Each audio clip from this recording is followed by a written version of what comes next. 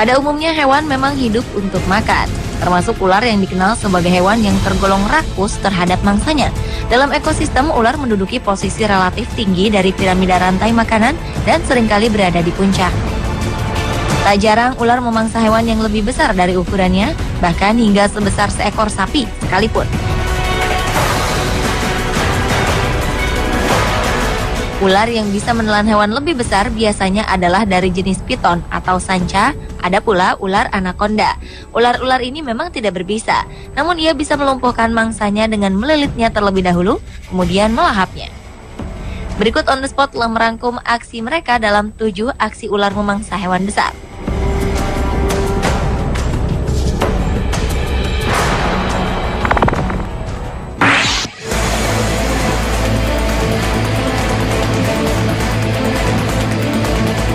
Diawali dengan ular piton yang menelan anjing. Secara naluri, predator akan memangsa apapun yang mereka temui saat itu juga. Begitu pula dengan pemandangan mengerikan namun juga mengagumkan ini. Seekor ular piton terlihat sedang memuntahkan anjing besar di pinggir jalan kota Bangkok, Thailand. Dalam video ini terlihat ular piton berukuran besar telah menelan mangsanya. Namun beberapa saat kemudian ular ini tampak berjuang keras untuk memuntahkan mangsanya kembali. Secara perlahan mulai terlihat anjing yang dimuntahkannya. Yang mengagumkan karena mangsanya terlalu besar, rahang si ular terlihat meregang hingga luar biasa lebarnya. Lebih dari 3 menit berlalu, akhirnya si ular berhasil memuntahkan tubuh mangsanya secara utuh. Dan terungkaplah bahwa ular ini ternyata menelan seekor anjing berukuran besar. Menurut ahli reptil dan ahli konservasi, Kim Nashi, hal ini dilakukan karena ular piton akan mengalami kesulitan dalam mempertahankan diri jika ia masih menelan mangsanya yang besar itu.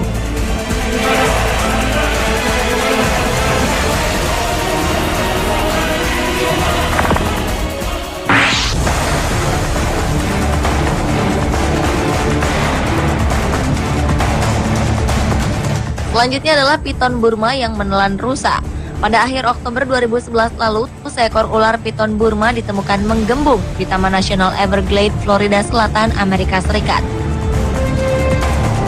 Setelah diburu dan kemudian dibedah, tampak jelas ada seekor rusa yang telah ditelan ular itu bulat-bulat. Seorang pejabat Taman Nasional Everglades mengatakan populasi piton di kawasan sekitar Taman Nasional ini tengah melonjak karena warga sekitar sedang dilanda tren membeli ular piton untuk dijadikan binatang peliharaan. Ular piton Burma ini sendiri diperkirakan kabur karena sengaja dilepas pemiliknya atau kabur karena topan badai. Dan menurut Koordinator Hewan Eksotis Komisi Kehidupan Liar dan Perikanan Florida, Scott Hardin, ular ini merupakan ular terbesar yang pernah mereka lihat. Penangkapan ini juga bertujuan untuk mencegah meledaknya populasi ular yang bisa berbahaya bagi warga sekitar.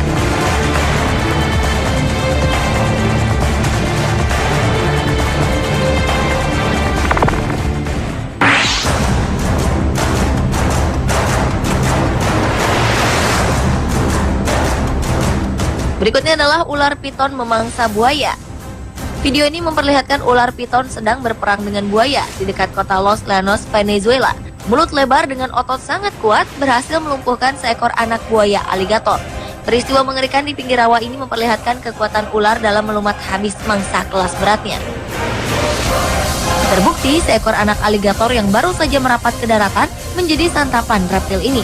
Meski mendapat perlawanan, perlahan ular piton ini terus menelan tubuh berduri anak aligator. Yang menakjubkan, meski sebagian tubuhnya telah masuk ke dalam mulut ular, anak aligator ini tetap berusaha kuat melepaskan diri dari jeratan mematikan ular piton. Hingga akhirnya zat asam yang ada di dalam perut ular piton berhasil merenggut nyawa aligator. Ular piton pun berhasil menghabiskan mangsanya itu dalam waktu beberapa jam saja. Dengan perut telah terisi penuh, kini si ular piton telah siap bersantai untuk beberapa minggu ke depan.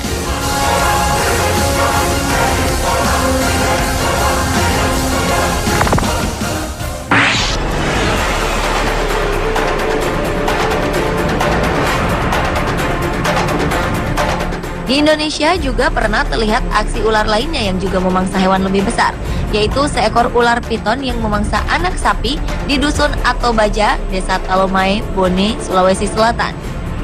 Pada 27 Januari 2013 lalu, ular piton sebesar paha orang dewasa dengan panjang 2,8 meter ditemukan saat seorang warga bernama Machika kebingungan mencari anak sapinya yang baru berumur seminggu yang sengaja dilepas agar dapat beradaptasi dengan lingkungan bebas. Di tengah kebingungan, Machika terkejut melihat ada ular besar dengan perut membesar di halaman belakang rumahnya. Machika pun segera memanggil warga setempat yang datang berduyun-duyun. Beberapa warga memukul kepala ular buas tersebut dengan kayu. Ular tersebut masih bergerak tapi tak kuat berjalan karena kekenyangan. Dengan mudah warga pun menangkapnya dan mengarak ular tersebut keliling dusun hingga ke pinggir jalan raya. Bahkan penangkapan ular yang memangsa anak sapi itu sempat membuat macet lalu lintas, di mana pengendara jalan poros ke pelabuhan Capa Ujung, Sibulwe berhenti karena penasaran dengan arak-arakan. Mereka tampak takjub menyaksikan ular yang tak bergerak akibat kekenyangan tersebut.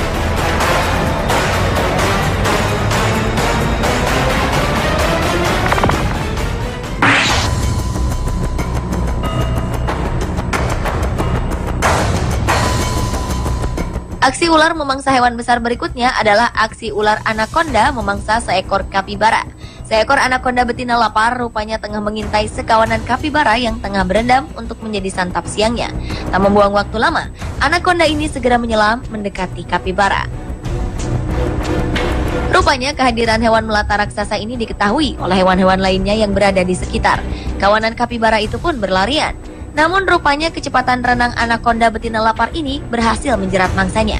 Anaconda ini pun langsung membuka mulutnya lebar-lebar dan segera menerjang kapibara malang ini. Dengan gaya membunuh khas andalannya, kapibara itu pun mati lemas dalam lilitan otot ular raksasa ini. Kemudian anaconda ini menelan bulat-bulat mangsanya dari kepala hingga ekor. Jika sudah mendapatkan mangsa besar, anaconda biasanya tak akan mencari makanan lagi hingga berminggu-minggu, bahkan berbulan-bulan.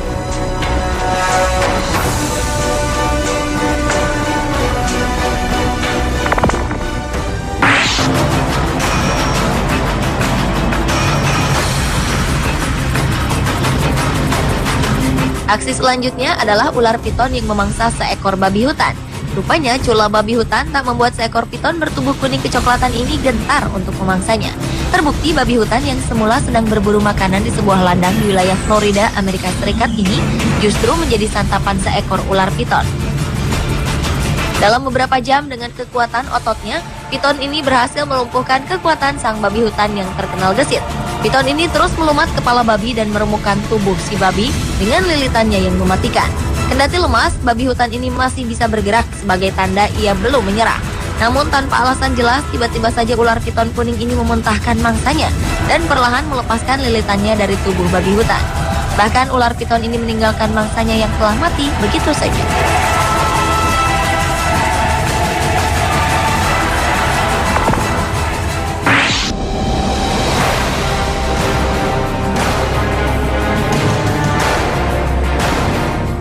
Dan aksi ular memangsa hewan besar terakhir adalah ular piton Afrika yang memangsa antelop. Ular jenis African rock ini banyak dijumpai di pantai barat Afrika, Afrika Tengah, hingga ke pantai timur Ethiopia, Somalia Selatan, Kenya, dan utara Tanzania. Ular ini hidup di padang savana atau daerah rerumputan. Dengan temperamennya yang sangat buruk, African rock python bukanlah pilihan spesies yang baik untuk dipelihara. Akan tetapi karena warna dan pola kulitnya yang cantik, ular ini begitu disukai oleh penggemar reptil. Ular terbesar di Afrika ini dikenal dengan nafsu makannya yang besar. Seperti yang terjadi pada 18 Februari 2013 lalu, terlihat seekor piton besar tengah melahap seekor antelop. Dengan membutuhkan waktu kurang dari 1 jam, hewan melata ini berhasil menelan antelop naas tersebut. Sistem pencernaan yang menakjubkan telah dirancang khusus untuk dapat mencerna mangsanya, termasuk tanduk rusa yang keras. Tanpa perlawanan berarti, piton ini nampak puas dengan mangsa besarnya ini.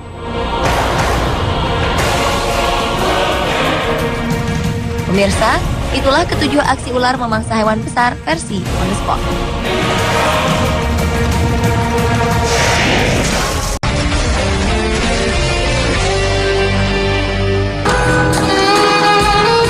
Melihat seorang perempuan cantik nan anggun berhijab, mungkin kesan pertama yang kita dapat adalah sosok perempuan yang lembut, keibuan, atau memiliki pekerjaan yang pastinya memancarkan segala kelembutannya. Namun rupanya ini tidak berlaku untuk para perempuan berhijab berikut ini. Walaupun dengan balutan hijab yang menutupi kekuatan yang dimilikinya, mereka mampu bekerja profesional atas profesi yang mereka tekuni. seperti menjadi anggota pemadam kebakaran, insinyur mekanik, bahkan menjadi wasit sepak bola. Malam ini, kami akan menghadirkan untuk Anda 7 profesi tak terduga perempuan berhijab versi on the spot.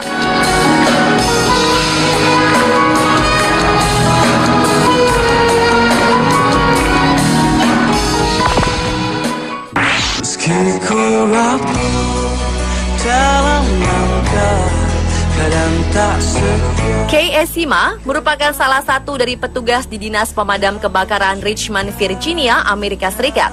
Menjalani tugas sebagai seorang pemadam kebakaran tentu bukanlah hal yang mudah, bahkan mungkin akan dihindari oleh sebagian kaum pria. Namun tidak demikian dengan ibu 2 anak ini. Sejak kecil, Kay bercita-cita ingin menjadi seorang pemadam kebakaran. Hal yang pastinya menyedot perhatian banyak pihak adalah jilbab yang dikenakannya. Penggambaran negatif media barat tentang muslim membuat Kay Esima lebih bangga menampilkan pribadinya sebagai seorang muslim sambil menunaikan kewajibannya sebagai pemadam kebakaran sekaligus mempertaruhkan hidupnya demi orang lain. Perempuan muslim pertama di kota Richmond, Virginia ini juga mengaku awalnya bukan perkara mudah bagi Kay Esima untuk menjalani profesi barunya itu. Namun seiring berjalannya waktu, banyak pula orang yang mengerti dan mendukungnya. Maafkanlah bila hati tak sempurna.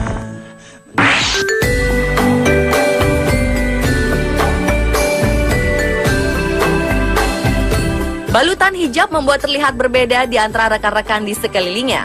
Namun tidak hanya itu yang membuatnya berbeda, perempuan berhijab pemilik nama Neta Amalia ini juga menjadi satu-satunya perempuan di antara jajaran pria yang bekerja di perusahaan pesawat berbadan besar rakitan Inggris Airbus Limited. Perempuan asal Bandung ini memimpin para insinyur yang kesemuanya adalah pria di perusahaan yang berpusat di Bristol, Inggris tersebut. Sebagai insinyur, kekuatan struktur sayap pesawat, tugas Neta adalah untuk memberikan justifikasi terhadap kekuatan struktur sebuah pesawat terbang. Kini selama 7 tahun terakhir, ia dipercaya untuk memastikan kekuatan struktur pesawat terbang yang mengalami kerusakan dan yang harus diperbaiki. Di divisinya tersebut, Neta menangani 4 insinyur pria dan subkontraktor Airbus dari India. Pekerjaan ini jelas menuntut komitmen yang prima darinya dan juga membanggakannya.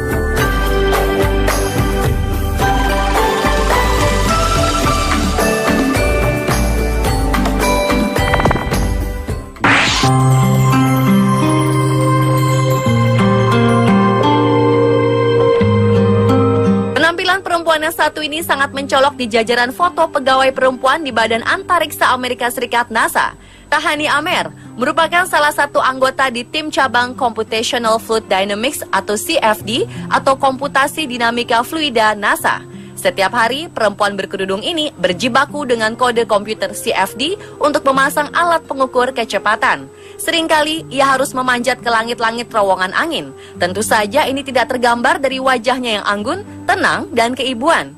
Minat Amer pada teknik timbul saat ia melihat ayahnya memperbaiki mesin mobil di apartemennya di Mesir. Sementara kecintaannya pada matematika memuluskan jalannya menjadi insinyur aeronautika. Hingga ia akhirnya bekerja di salah satu lembaga paling terkemuka di dunia. Amer memulai karirnya di NASA pada 1992 di proyek CFD. Sejak itulah ia mendapatkan banyak pengalaman berharga bekerja sama dengan banyak ilmuwan cerdas yang mencintai pekerjaannya. Ia kemudian bekerja di salah satu terowongan angin NASA untuk melakukan eksperimen tekanan dan thermal cat sensitif. Hebatnya lagi, ia berhasil menemukan dan mematenkan sistem untuk mengukur konduktivitas thermal film tipis. Mendapat anugerah otak encer dan kesempatan memperoleh pendidikan tak membuat Amer pelit berbagi ilmu. Ia rajin ikut serta dalam program sosial yang diselenggarakan NASA. Dan yang lebih membanggakan, ia pun aktif di masjid untuk mengajar soal Islam dan mengaji Al-Quran untuk anak-anak.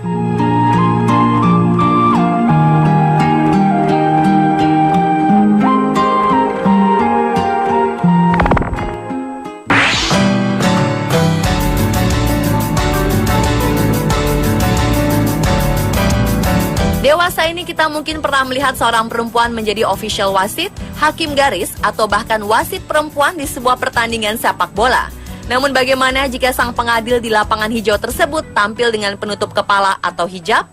Adalah Shahida Sekafi. Perempuan asal Maroko ini merupakan perempuan berhijab pertama yang menjadi wasit pertandingan sepak bola pria. Profesi tak terduganya ini diakuinya telah ia jalani sejak masih berusia 16 tahun, yakni menjadi wasit Liga Sepak Bola Italia untuk pemain muda. Wajah cantik dan lembut ini bisa saja tanpa ampun memberikan kartu merah bagi pemain yang melakukan pelanggaran. Shahida Sekafi tinggal dan besar di Italia. Gadis ini akrab dengan sepak bola karena sang ibu adalah pemain sepak bola di Maroko. Atas prestasi yang dicapainya, koran Italia Corriere della Sera pernah memasang wajah Shahida di sampul paling depan. Presiden Komite Wasit di Milan menyebut Shahida Sekafi sebagai perempuan yang memiliki bakat dan tahu cara mewujudkan impiannya.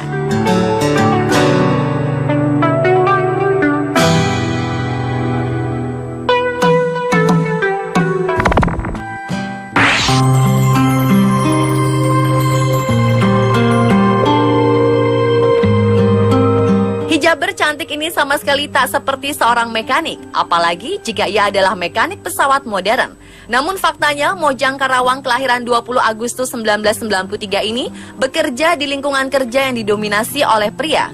Setelah lulus SMA, perempuan pemilik nama panggilan Anggra ini melanjutkan kuliah di Universitas Nurtanio Bandung, jurusan rangka pesawat, hingga ia memiliki gelar AMD, sekaligus memiliki general lisensi A1 dan A4 Airframe Power Plant. Saat ini ia bekerja untuk maskapai Batam Aeroteknik di Batam. Menurutnya, pekerjaan yang saat ini ia tekuni telah sesuai dengan apa yang ia cita-citakan, yaitu memaintenance pesawat. Kedepannya ia berharap karirnya akan semakin bagus ketika kelak menjadi engineer. Bekerja di lingkungan yang didominasi kaum pria, ternyata tetap membuat Anggra merasa nyaman. Walau terkadang masyarakat sekitar ada yang masih meragukan kemampuannya dan banyak bertanya-tanya tentang profesi tak biasanya itu. Tentang pemakaian hijab, ia merasakan manfaat yang begitu banyak saat ia hijrah menjadi seorang muslimah. Teman-teman prianya pun menjadi lebih menghargai.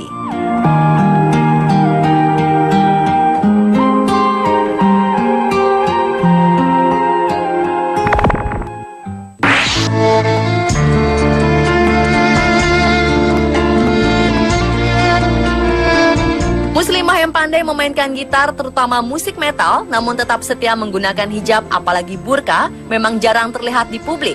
Kalaupun ada, dapat dipastikan dia adalah Gisele Mari, seorang perempuan muslim yang lahir dan besar di Sao Paulo, Brazil. Gisele berprofesi sebagai gitaris heavy metal dengan hijab burka. Gisele Mari seolah membongkar semua stereotipnya tentang Islam, khususnya perempuan Islam di mata orang-orang di seluruh dunia. Dengan tetap mengenakan burka, ia melanjutkan bermain musik heavy metal dan mengejutkan banyak orang dengan keterampilan dan keahlian bermain gitarnya. Gisele Mari adalah musisi profesional heavy metal yang memainkan gitar listrik Gibson Flying Five-nya selama konser di Sao Paulo 16 Desember 2014 silam. Mari adalah cucu dari seorang penganut gereja Katolik Jerman yang memeluk Islam beberapa bulan setelah ayahnya meninggal pada tahun 2009. Bersama saudara laki-lakinya, gitaris bercadar ini membentuk grup band heavy metal dengan nama Spectras sejak tahun 2012.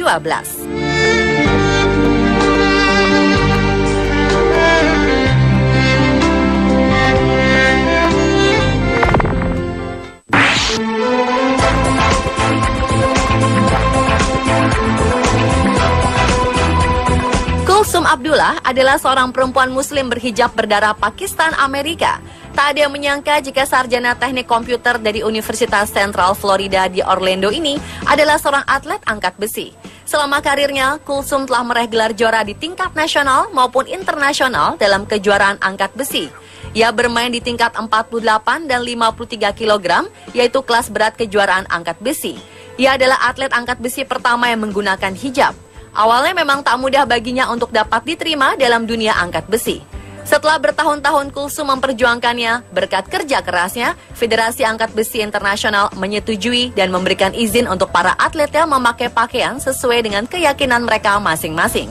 Hal tersebut membuat Kulsum bisa bernafas lega karena ia dapat mencapai cita-citanya selama ini.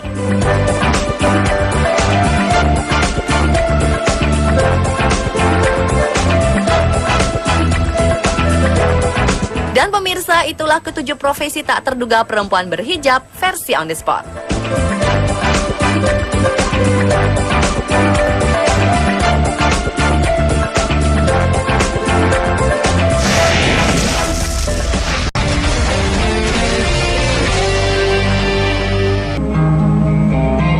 Kebakaran hutan merupakan salah satu penyebab kerusakan hutan paling besar dan bersifat sangat merugikan. Perbaikan kerusakan hutan akibat kebakaran memerlukan waktu yang sangat panjang dan lama, terlebih untuk mengembalikannya menjadi hutan yang kembali asri.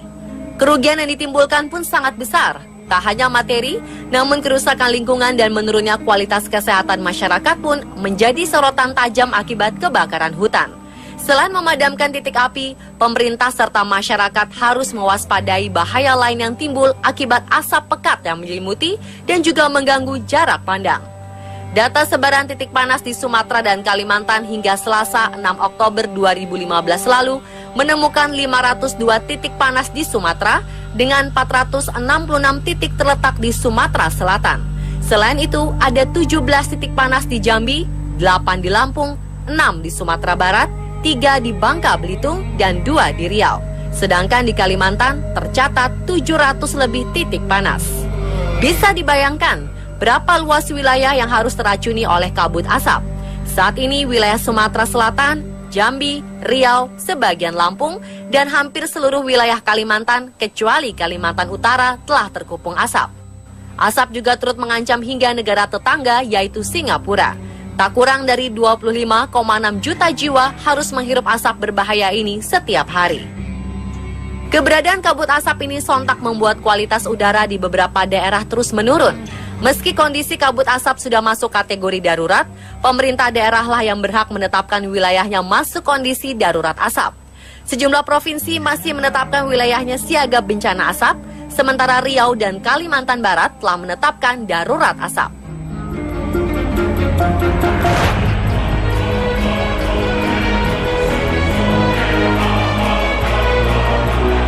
Saat ini kebakaran hutan di Indonesia diyakini akan mencatat rekor sebagai yang terparah dalam sejarahnya.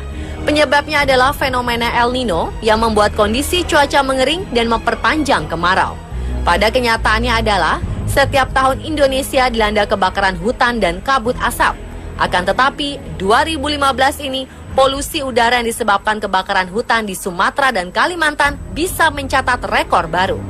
Badan Antariksa Amerika Serikat NASA bahkan memperingatkan bahwa musim kemarau yang panjang akan mempersulit upaya pemadaman.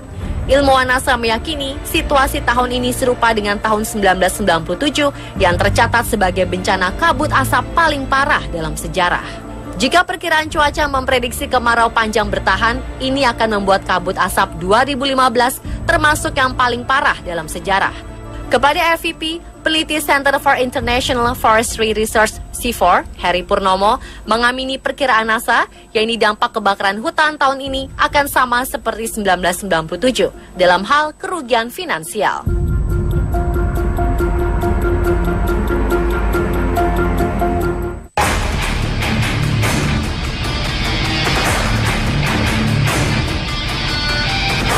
Beberapa negara seperti Singapura dan Brunei menggunakan Pollutant Standard Index yang dikeluarkan United States Environmental Protection Agency untuk melaporkan pencemaran udara. Indonesia menggunakan istilah Indeks Standar Pencemaran Udara dengan pembagian sebagai berikut.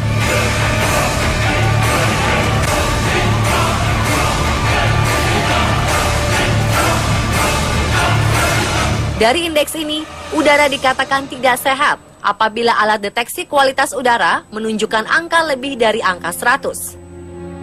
Berdasarkan laporan Badan Meteorologi, Klimatologi, dan Geofisika atau BMKG pada Sabtu 26 September 2015, indeks standar pencemaran udara di beberapa kota di Indonesia berada pada level berbahaya. Palangkaraya misalnya, menunjukkan angka 1.912 gram per meter kubik, Pekanbaru 401, Pontianak 602, Kampar 419, Bengkalis 429, dan Siak 527. Tak jauh beda dengan Riau, Provinsi Jambi juga menunjukkan level yang cukup berbahaya.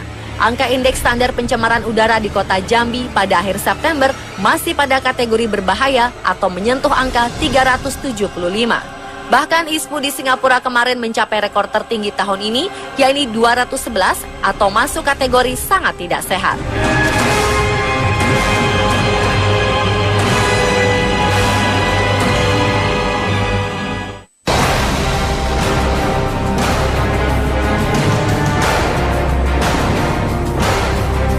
Pakar lingkungan dari Universitas Riau, Tengku Ariful Amri mengatakan, asap kebakaran lahan ini 1000 kali lebih berbahaya dibandingkan asap rokok.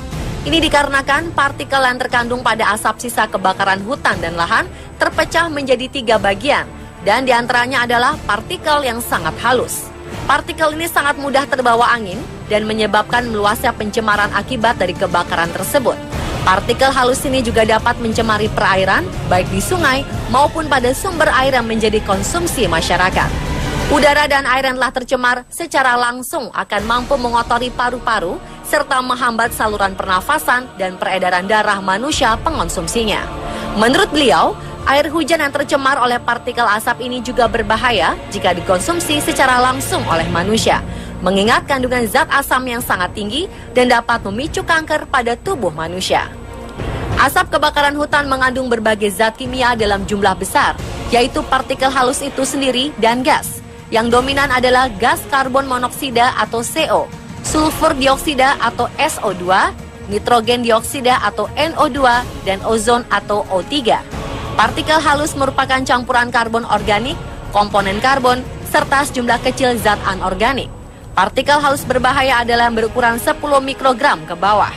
Organisasi Kesehatan Dunia atau WHO menyebutkan partikel halus berukuran 10 mikrogram atau lebih kecil berbahaya karena bisa masuk ke saluran pernafasan bawah dan menempel di paru-paru.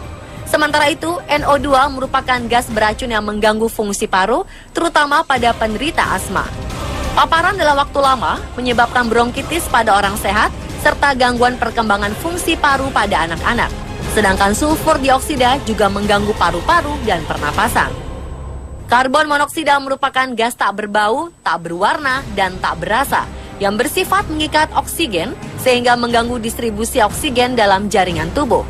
Penelitian kepada para pemadam kebakaran hutan menunjukkan paparan karbon monoksida menyebabkan nyeri pada dada dan aritmia atau ketidakteraturan detak jantung. Paparan CO selama 3 hingga 4 jam pada konsentrasi 35 ppm bisa menimbulkan sakit kepala, disorientasi, dan keletihan pada manusia. Sementara itu, gas O3 atau ozon bisa mengganggu fungsi paru, pembengkakan paru, dan keletihan. 5 penyakit yang diakibatkan oleh asap adalah infeksi saluran pernafasan atau ISPA, asma, penyakit paru obstruktif kronik, penyakit jantung, dan iritasi.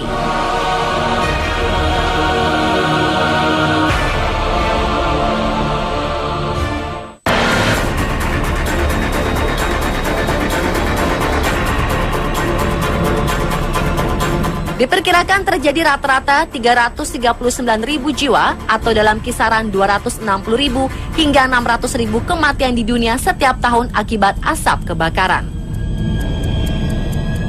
Dinas Kesehatan Riau terus menerima laporan tambahan penderita penyakit akibat kabut asap dari 12 kabupaten atau kota.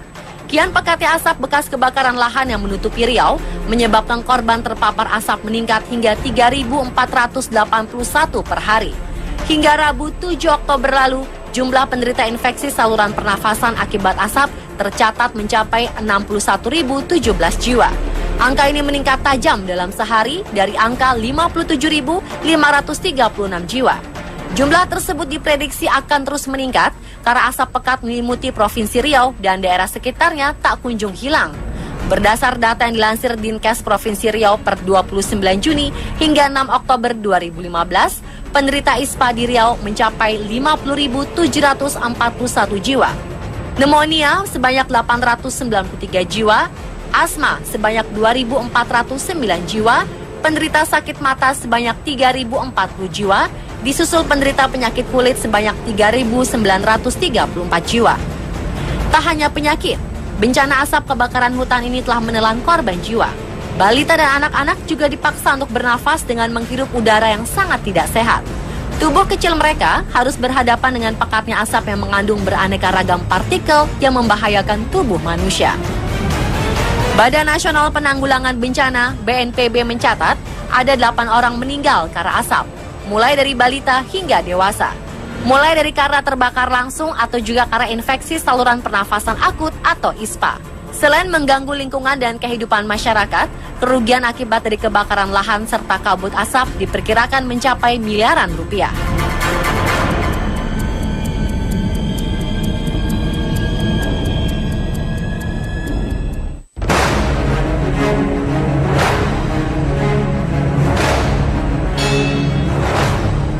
Bagi kita yang tinggal di lingkungan berasap, tentu harus memperhatikan beberapa hal untuk meminimalisir dampak kesehatan yang mungkin terjadi. Pertama, kurangnya aktivitas di luar ruangan, terutama bagi penderita gangguan jantung atau paru-paru, disarankan untuk beristirahat sebanyak mungkin. Kedua, jika berada di dalam ruangan, pastikan pintu dan jendela dalam keadaan tertutup. Apabila memiliki pendingin ruangan, hidupkan dan set pada kondisi recycle atau recirculate. Ketiga, sebisa mungkin hindari sumber asap lain seperti rokok atau tungku kayu. Mereka yang memiliki gangguan jantung dan paru-paru disarankan untuk cek kondisi kesehatan sesegera mungkin. Dan yang terakhir, wajib memakai masker wajah khusus yang melindungi diri dari asap kebakaran hutan. Masker ini dapat menghalangi partikel-partikel jahat yang terbawa saat bernafas.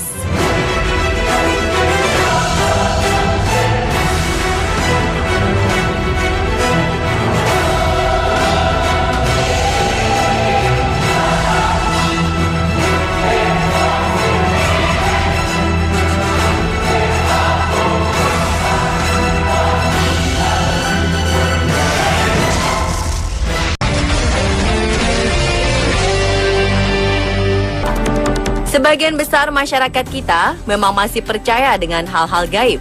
Meski kita juga telah lama mengenal teknologi dan ilmu modern, namun tak bisa dipungkiri ada beberapa lapisan masyarakat yang masih meyakini hal-hal klinik.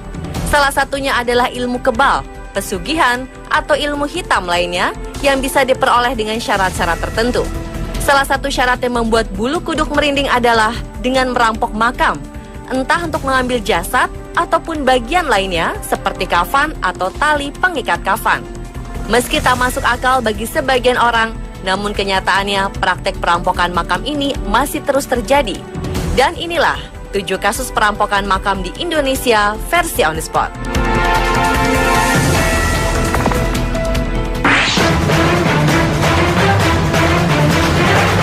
Diawali dengan peristiwa perampokan makam yang terjadi di Sindang Setra, Ceneam, Tasikmalaya, Jawa Barat pada Februari silam. Saat itu warga gempar kala mengetahui salah satu kuburan di pemakaman desa setempat telah dibongkar. Makam tersebut adalah milik seorang ibu muda yang baru sepekan meninggal dunia. Aksi pembongkaran makam diketahui oleh kerabat korban usai berlatih qosidah Sabtu malam. Keluarga curiga melihat cahaya dan suara cukup keras di makam korban. Setelah dihampiri, ternyata pelaku yang bernama Nanang tengah menggali kuburan korban. Ironisnya lagi, pelaku merupakan tetangga dekat korban yang diketahui sudah duda. Di hadapan polisi, Nanang mengaku nekat menggali makam Rina tetangganya sendiri untuk mencari kesaktian. Berdasarkan arahan orang pintar yang jadi gurunya, Nanang hendak mencuri tali dan kain kafan milik Rina yang dipercaya bisa dijadikan jimat. Selain bisa menyembuhkan berbagai penyakit, tali pocong dan kain kafan jenazah perempuan yang meninggal mendadak dipercaya bisa dijadikan ilmu pelet. Jika terbukti tidak mengidap kelainan jiwa, maka Nanang terancam kurungan penjara atas perbuatannya.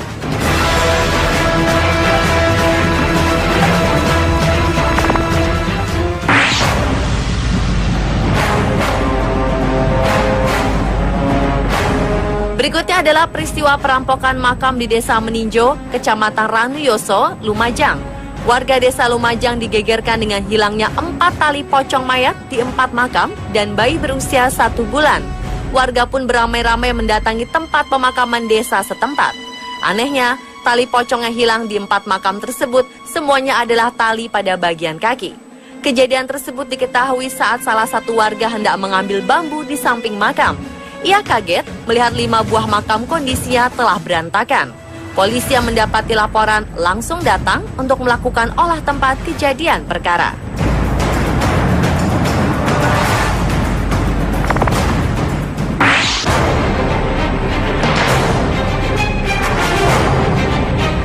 Tahun 2011 silam, kasus pencurian jasad bayi dari sejumlah pemakaman di Sidoarjo, Jawa Timur sangat meresahkan warga. Tak tanggung-tanggung, jumlah kuburan yang dibongkar terus bertambah hingga lebih dari 22 kuburan. Guna melakukan penyidikan, aparat gabungan dari Polsek Sedati dan Laboratorium Forensik Polda Jawa Timur telah melakukan olah tempat kejadian perkara. 22 buah makam yang dibongkar, diantaranya 15 terdapat di Dusun Bonosari, 2 makam di Dusun Alas Tipis, serta di Desa Semampir 5 makam. Namun berdasarkan laporan masyarakat, masih terdapat 2 makam lainnya di Kecamatan Waru yang juga dibongkar. Polisi menyimpulkan para pelaku sengaja memilih jasad bayi berusia 1 hari hingga 2 tahun. Untuk mengantisipasi berulangnya kasus serupa, warga Dusun Bonosari melakukan penjagaan. Selain itu, warga pun akhirnya meminta bantuan kepada pemuka agama setempat. Diduga kuat pelakunya adalah penganut ilmu hitam.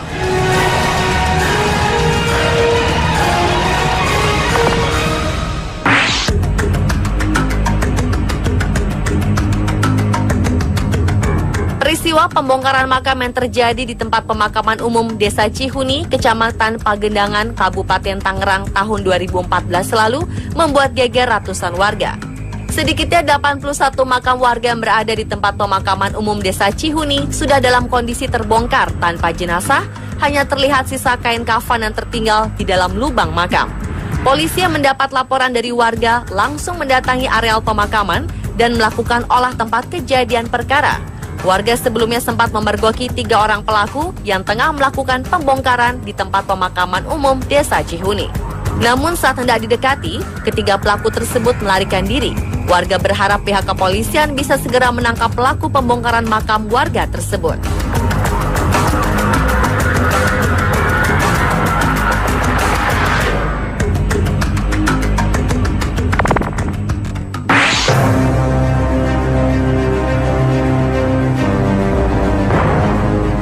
Selanjutnya adalah kasus perampokan makam yang terjadi di Cilacap, Jawa Tengah pada Februari 2013 silam. Tepatnya di pemakaman umum Sabuk Janur. 3 buah makam yang terdiri dari makam sepasang bayi kembar dan seorang gadis berusia 24 tahun telah porak-poranda. Tak hanya dibongkar, beberapa bagian dari organ tubuh jasadnya telah hilang dicuri. Pelaku dari pembongkaran 3 makam tersebut, yaitu pria bernama Resi, akhirnya berhasil ditangkap oleh polisi. Dengan alasan mendapat bisikan gaib, Resi mencuri kain kafan dan organ tubuh jasad orang yang telah meninggal dunia. Resi percaya dengan mencuri kain kafan dan sebagian tubuh orang meninggal akan membuatnya memiliki kemampuan untuk menghilang dan terbang.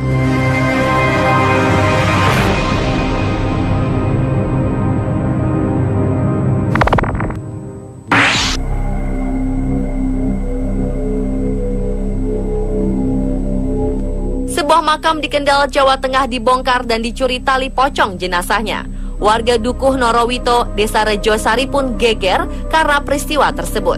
Makam yang dibongkar adalah makam milik seorang wanita bernama Sumiati yang baru saja meninggal seminggu sebelumnya. Sumiati meninggal dunia pada Kamis malam Jumat Kliwon, tepatnya 10 Februari 2011. Kejadian ini diketahui setelah Sofyan, suami almarhumah, hendak berziarah. Untuk memastikan kondisi jenazah, pihak keluarga membongkar makam dan diketahui bahwa tali pocong di bagian kepala dan kaki telah hilang. Belum diketahui motif pencurian tali pocong jenazah ini, namun dugaan sementara pelaku mencuri tali pocong untuk ilmu hitam.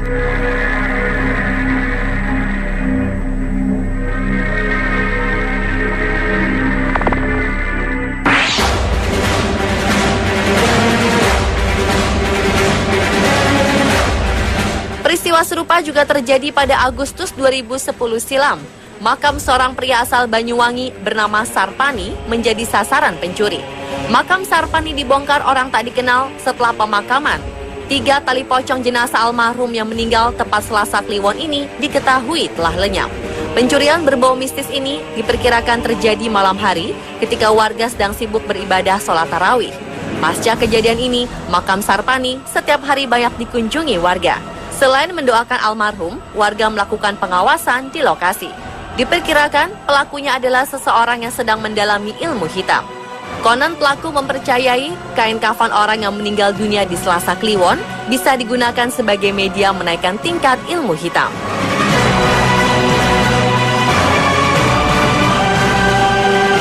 Pemirsa, itulah ke-7 kasus perampokan makam di Indonesia versi On The Spot.